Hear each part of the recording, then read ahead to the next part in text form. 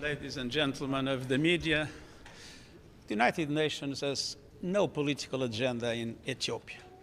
Our agenda is just one: to support the Ethiopian people, Tigrayans, Amarans, Afaris, Somalis, that have suffered so much. We cannot see people go on dying because of bullets or dying because of hunger. We need to do everything to stop this conflict. We need to do everything for humanitarian aid to be distributed everywhere, to everybody. We need to do everything for a dialogue to be established among Ethiopians to solve the problems in Ethiopia.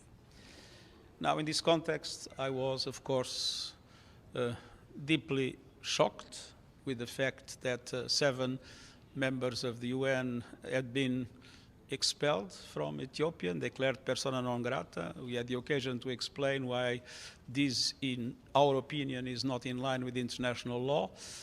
But on top of that, because so many accusations are appearing, today I asked the ambassador of Ethiopia to provide me with any copy of any written document given by the government of Ethiopia to any UN entity in relation to wrongdoings of any of these 7 members of the UN.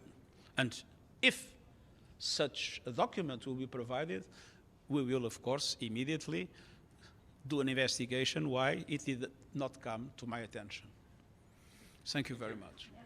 Secretary General, we've never seen you do a right of reply ever in the Security Council that I can recall. Is this an expression of the level of your displeasure at the moment with the Ethiopian ambassador? It's my duty to defend the honor of the United Nations.